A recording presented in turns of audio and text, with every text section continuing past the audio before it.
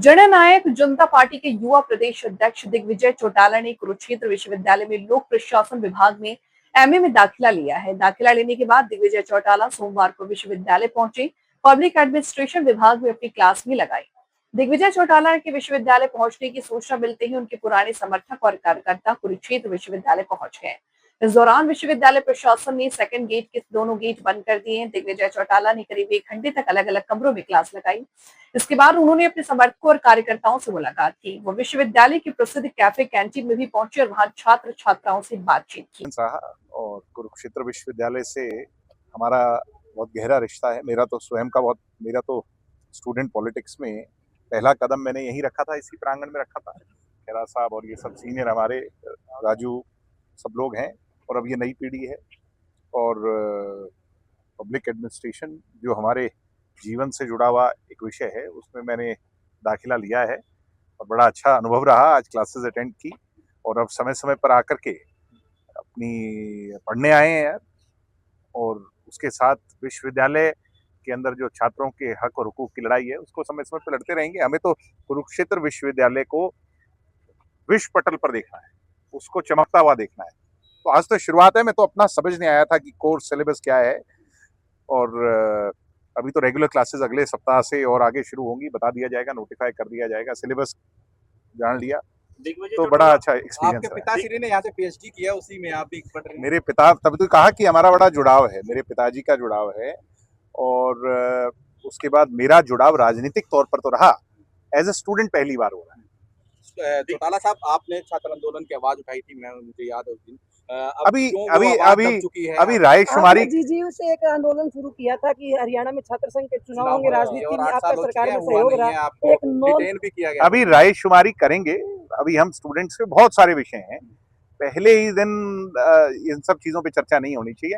अभी तो मैं आया हूँ यार। अभी मैंने क्लास में, मेरे बहुत कम बच्चे थे, मुझे लगता है कि बहुत कम अटेंडेंस है आपकी यूनिवर्सिटी में। तो मैंने उनसे बातचीत करी है, हमारे साथियों से, कि क्या मुद्दे हैं। मुझे तो पता ही नहीं क्या मुद्दे हैं।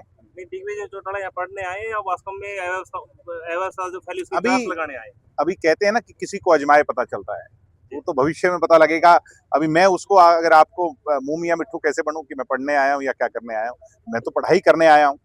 और पढ़ते हुए बच्चों को, जो लोग आज कई सारे इश्यूज से परेशान हो रहे हैं, उनकी सहायता भी हमने करनी है। वो भी हमारा, वो तो दायित्व है ही ना। आप पढ़ने आए हैं, मगर विश्वविद्यालय के दोनों गेट बंद कर दिए गए। देखिए, कई बार ये बोला जाता है कि राजनीतिक जो लोग हैं उनकी अगली पीढ़ी, अब तो हम खुद ही राजनीतिक हैं, अब हमारी अगली पीढ़ी की तो बात हमारे से अगली की होगी।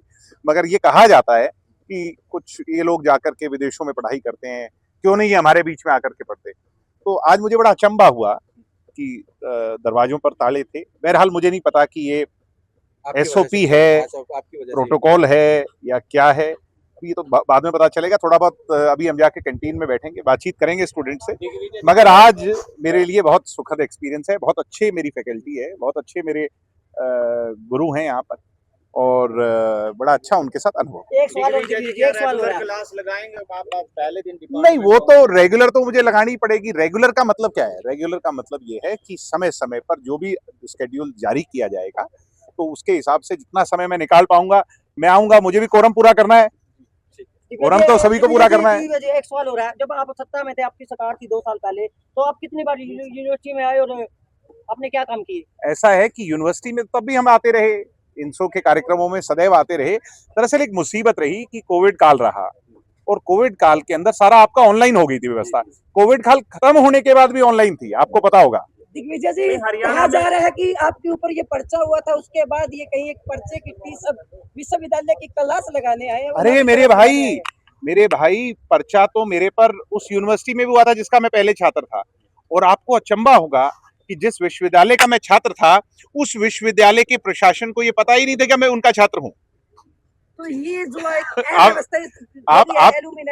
आप समझ सकते हैं कि जिन लोगों ने मुझ पर पर्चा दर्ज किया हिसार में, गुरु जम्बेश्वर विश्वविद्यालय में, वहां से आपने बीए की, उनके वीसी को यही नहीं पता, और मेरे पर जो एफआईआर है उसमें मुझे आउटसाइडर बताया गया है। दोबारा ले लो दाखिला, मजा आएगा।